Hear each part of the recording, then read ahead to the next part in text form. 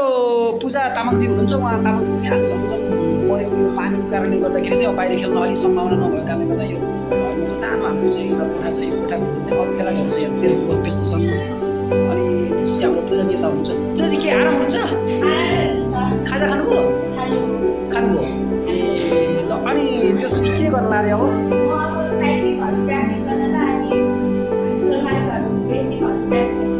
खोइ साइड कि कसरी हान्ने रहेछ खोइ कुरो? ल हेरौँ न हेरौँ हेरौँ।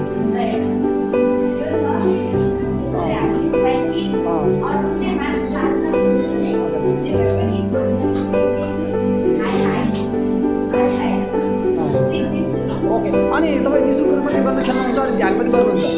अनि कति क्लासमा पढ्नुहुन्छ? अब 8मा पढ्नुहुन्छ। कहाँ हो तपाईँको स्कुल नाम? अनि ताइक्वान्दो सँगसँगै ध्यान सँगसँगै पढाइ, अनि यो पढाइ र ताइक्वान्दो ध्यानलाई सँगसँगै लान सकिएछ? कहिले पढाइ बिग्रियो भने के होला फेरि? बिग्रिँदैन?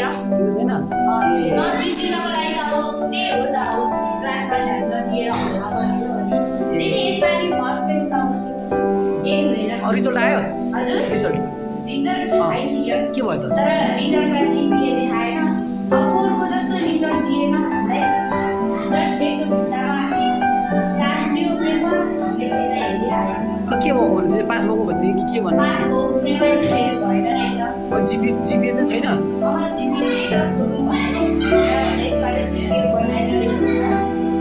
ल पूजा चाहिँ कुरा एसएससी भन्दै अब अहिले चाहिँ अलिक बिदा हुँदा कि जाँदा के भन्नुपर्ने छ त? हजुर केही जाँदा केही भन्नुपर्ने छ त?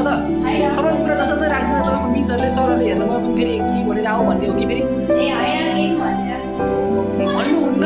भन्नुहुन्न। अब यहाँ आएको भने दुईवटा आएको पहिला, त्यसपछि अर्को दुईवटा आयो।